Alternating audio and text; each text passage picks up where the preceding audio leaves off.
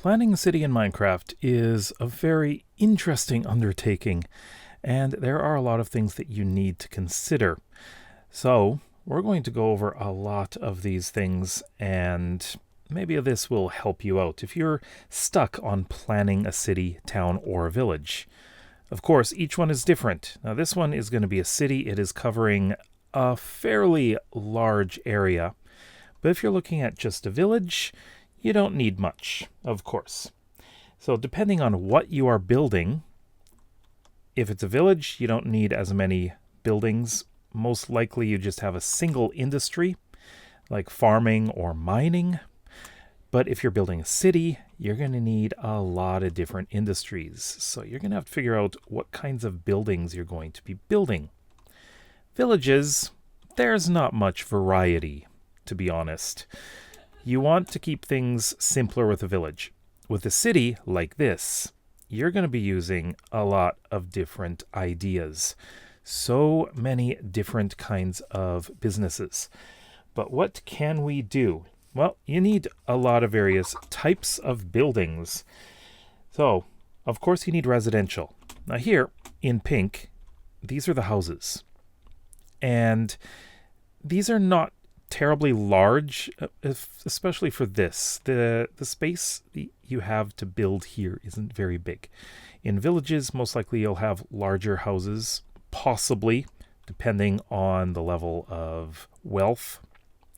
But in cities like this, where space is at a premium, you're going to be building things fairly densely. And then we have businesses. Now, I've got these in orange here.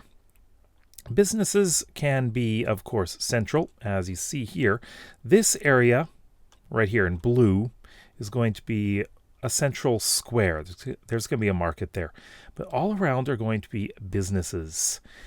And businesses are going to go up to here. This is also over here. There's going to be government and cultural buildings up here too. And as you can see over here, we have some businesses right down here. Now this is at a junction. Well, there's an intersection here. The blue is the main road. So we have a main road going over to here where there's going to be a bridge going across over to here. And around these intersections, it's a good idea to have businesses because there's going to be a lot of people going through. Depending on what type of industry you have, that will determine the kinds of businesses you have. A mining town or village may have mostly things related to mining, of course. Maybe stonemasons, maybe toolsmiths, as they're going to be needed. Farming villages, of course, will have a lot of things related to food and farming, as well as, well, the usual toolsmiths and so on. A city like this is going to have pretty much everything. Next, of course, we have public or government. Now, up here, where I've got purple, or I guess this is magenta, this is going to be the city hall. That's right up on top of this cliff. And you want a variety of public services. So not just government building, but also things like hospitals. I'm planning a hospital down here, which is fairly central, as well as schools, fire department, if there is any, police, military, all kinds of things like that. So these are things that would be run mostly by the government. And then we've got support or industrial buildings. So things like factories. Now we're going to have factories right over here on these stony islands. That's going to be my industrial area. And the other is farms. Now farms are going to be way off over there, but in the plains beyond the mountain there, there's going to be lots of farms. There's a farming village on the other side. There's going to be a mining village over there. And I've already built the farming village that we started with way over there. Not many farms. It's fairly small. But you're going to need all of those to, of course, support the population and the economy, basically. And then we've got culture. So things like entertainment, restaurants, green space like parks, and religion. So in this world, we've got a religion that has multiple gods, and there will be shrines or temples for each one. And over there's going to be a major temple. And that's going to be, I'm not sure which god it's going to be for, but this city is not the biggest city. It won't be the biggest in this country, but it will have temples for each of the main gods, as well as a university over there. Fun fact, that mountain has a massive cave inside. We're going to be doing mob research. And I think that's going to be a lot of fun to set up. But how about the layout? Where do you place everything? Now, first of all, the businesses are usually central. So you'll have the larger shops, probably some bigger, don't want a creeper in there, bigger businesses, maybe offices and things like that. Depends on the era you're building in. This is early industrial age, so we are going to have some office buildings, I guess. And we'll have the larger buildings right around here. As for things like residential, of course, it's everywhere. Not right in the central area unless there are small apartments. And I may do some apartments above the businesses, which is a possibility. But also along main roads, I'm not going to be doing just residential here. These houses are going to have small shops on the main floor.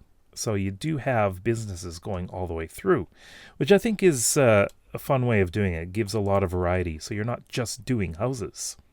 You have a lot to see. And government buildings are generally central, although public services should be spread out. So you might have clinics everywhere, schools everywhere, and things like that. Industrial should be where there's water. Usually you need water when dealing with industry.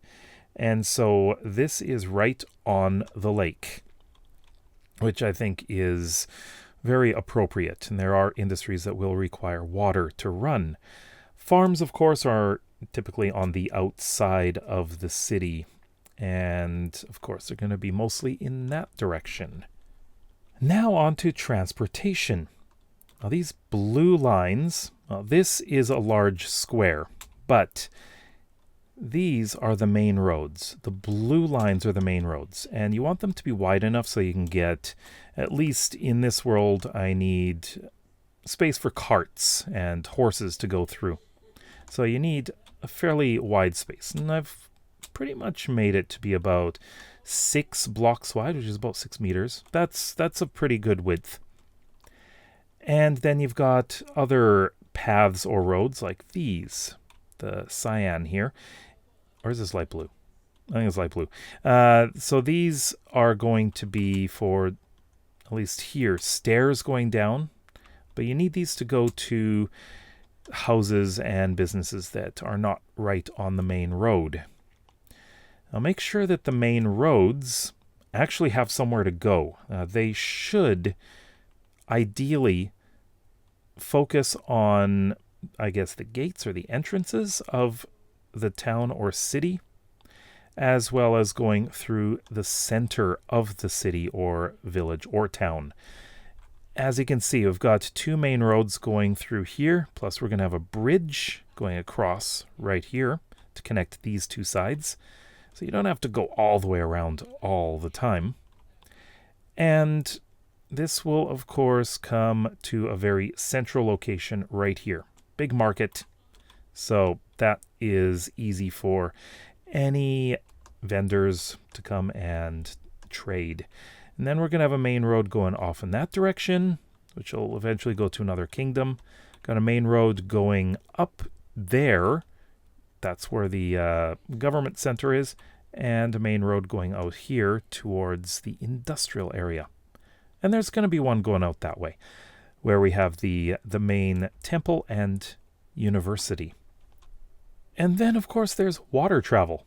So over here, we've got the industrial area. However, we're going to have docks here too. This is probably the best way to get any kind of access to, of course, the water. You need the docks here. So we're going to have industrial. docks all along here so that we can get the goods into boats, and they can go along the river over that direction and off in that direction, and they will go to different countries. Now, there is no connection over to there, unfortunately, but there's something else you can do. Now, if you want, you can do rails, you can do railways, or you can do air travel. And I am thinking of doing airships in this world, and I think that would be a lot of fun. It's going to be a challenge, of course, to build them, but you do have several different ways of doing transportation. Do you have vehicles? Do you travel by horse? If you do travel by horse, make sure that your roads are easy to travel on. It makes it so much easier to get anywhere. And all of these roads that I'm going to have in this world are going to be easily traveled by horse. And that is the main transportation method in this world. Now, do you build walls or no walls? This city is going to have walls. Now, over here, you can see this line. This is where the walls are going to be. The walls in this world are for a very good reason. They are to keep the mobs out and keep the people in. If I have any villagers, I would want to keep them in. Villages like that one over there, that's going to be a mining village. If you can see that. There will be walls. And they're not going to be like big stone walls like this one's going to have, but that one's going to be more likely palisades type walls. But they're going to be there to keep the villagers in and keep them safe from mobs. And that is important because I want to use the villagers and I want them to be free roaming. I don't want them to be locked away in some house or building. If there's any trading halls, which is something you may want to consider building, then you can keep villagers in there like it's a shop, I guess. But for most of the builds, I like to keep them free roaming. I think it creates a bit more life. Now, landmarks should be visible from many locations. So we're going to have a fairly large building up here, which is the City Hall. And I do plan on having a nice library here. It's not going to be a huge library, but it's going to be fairly prominent. It's going to be visible. It's right up here, but from anywhere in the city, in this direction, you'll be able to see it. But if you're down on the ground, let's go down here. Now, if you imagine, we've got houses on either side. So you're not going to be able to see much from here. However, if you are walking in this direction and you come up here, you may see the library. So it's coming up, and even the City Hall may be suddenly very visible. So you want sight lines. You want things to look interesting, and you want there to be surprises around every corner. You don't want it to be straight all the way.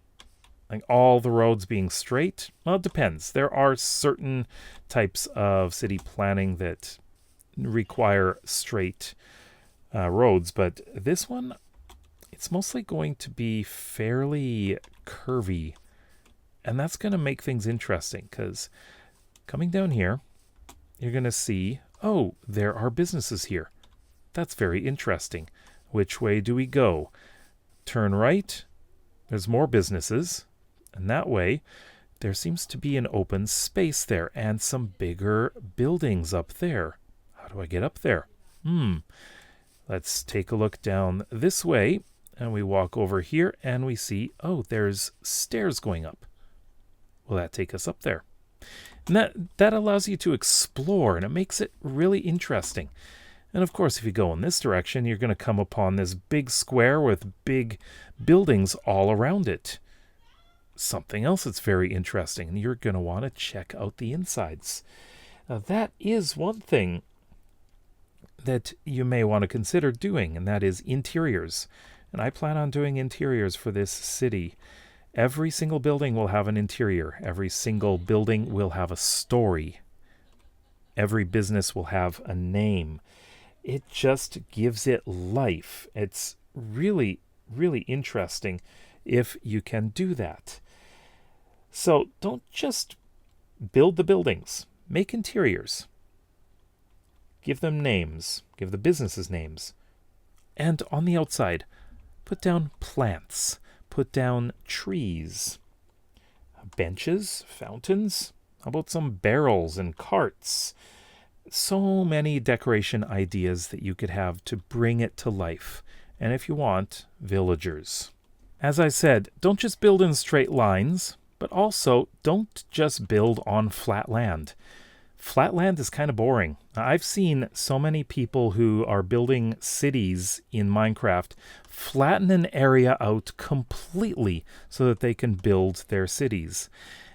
It's not very realistic. First of all, you're not going to find completely flat cities anywhere. There's going to be some hills someplace. Sometimes, like maybe Venice is fairly flat, but the whole thing is not very natural. So if you've got something like this, you're not going to flatten this at all. But having elevation differences really makes things interesting, because you could be coming out this way and you see there's a view. There's a nice view. What have we got here? And coming out to the bridge, you can see so much.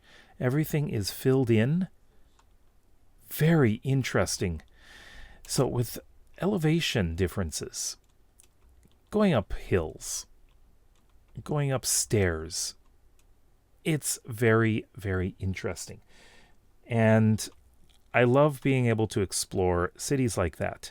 Now, this city is using techniques that are used in Japanese city planning. So as you can see, we've got these retaining walls. Retaining walls are going to be everywhere here, and they're going to be very important. And this allows you to build in more spaces. And if you've ever seen pictures of a Japanese city that is rather hilly, almost every surface is covered by something. And it's fascinating. The density is interesting, but sometimes, well, I should say that it's not always crowded, because if, say, you're up here, it's going to be fairly quiet here. You're away from the main roads. But you've got some interesting little pockets of beauty. You know, got viewpoints. You've got little parks here and there. But yeah, it really does make it look nice. Now, as for architectural style, I've seen some people who will build just whatever, and it makes it look chaotic.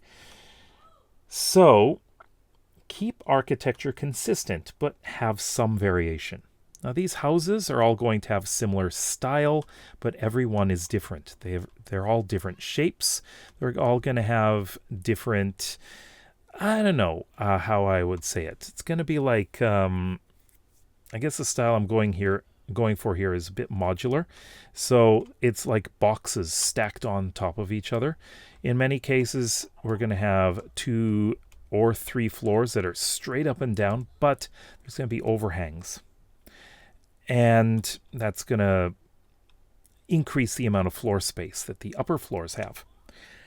But also, we're going to have space on top where we can have rooftop gardens. And I love that idea for this.